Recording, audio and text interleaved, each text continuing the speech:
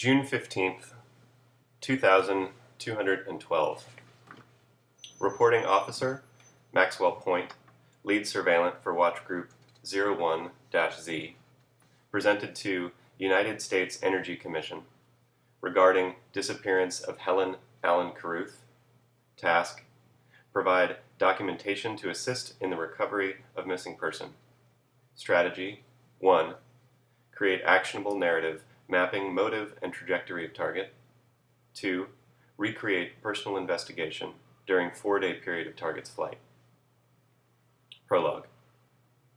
I'm composing this brief at the window of my small rented cottage in the town of, about miles outside of Seattle, the glad recipient of a mandatory 6-month suspension of duty, a suspension I'm hereby officially extending indefinitely. Just outside, all manner of forest critters go about the same business they've been busily attending to for long since before my time, long before anything even remotely related to the actions described in this document had taken place. And over the course of my writing, my exile, I've found increasing comfort in that fact. The truth is, I find I'm quite unfit for continued observance of my duties as citizen surveillant, a truth for which I have no one but myself to blame. And yet, the recognition of this truth has not come to me as a burden, rather as a weight lifted. Indeed, I believe I may never have been meant for it at all. Professor Kadick would of course beg to differ, and while I sometimes wish I were able to inquire into his reasoning, he has, through his corresponding disappearance, foregone his position to participate in the discussion.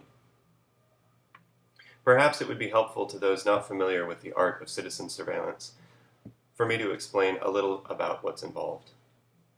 You can of course refer to the CS Handbook at your convenience, but as it is a rather long and unwieldy document, sharing select and relevant elements of it may aid both in understanding what had been at stake all along where my involvement in the foregoing was concerned, and may also help the readers negotiate the text itself. To this end, I've sought to include those passages and ideas from the handbook which I felt might add clarity to some of the more complicated moments, emotional or otherwise, in the master narrative. As I believe is now widely known, citizen surveillance was actually developed as a behavior modeling technique used by private enterprises to better serve their target markets. Toward the end of electricity, however, the research was repurposed to serve military ends, where it was refined until, due I suppose to the extremely compromised integrity of most nation states, military targets themselves seemed beside the point.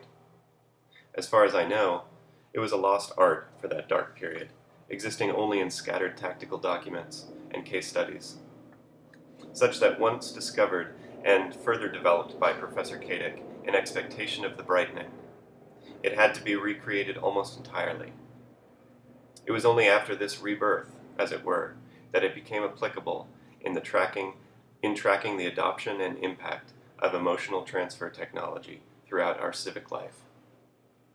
As a result, and in no small part because of the professor's progressive vision, the technique is part opportunism, part relentless determinism, and part mysticism.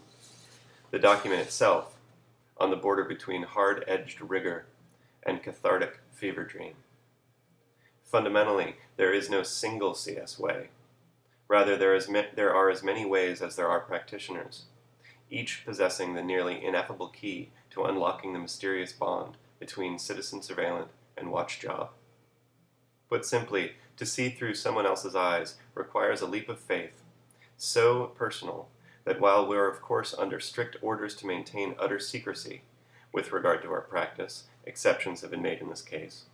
The issue is nearly moot, as it would be nearly impossible to delineate. But oh, the experience of it!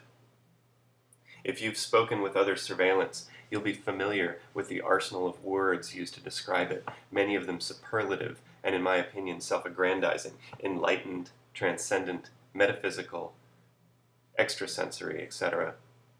It is not my wish to argue with others' experiences of what I've already called a highly private act. But to the official way of thinking, these kinds of sentiments only confuse and undermine what should be the true task of CS, literal rendering of internal states. That's not to say the trance-like state achieved during active duty isn't thrilling, charged, even sexual. But I've always felt that how one speaks about things determines in part the very nature of those things. I've thought much about this over the past months. Most mornings I wake early, here in my woody burg of tranquility, and feed early birds with yesterday's bagel, while watching the sun rise equally over myself and this wondrous wilderness. My time as a citizen surveillant seems profoundly remote, so much so that it's difficult even for myself to understand what I once must invariably have taken without question to be true. It is as if I were both the fever dreamer and the dream itself. What I see, however, is clear, and I've put it down here exactly as it occurred to me while the events were taking place. Both Helen's desperate trip and Zara's rebellious youth. Despite serious reservations I now harbor with regard to the eventual application of this knowledge. Can we piece together the inner workings of a person from even the most intimate view into their minds?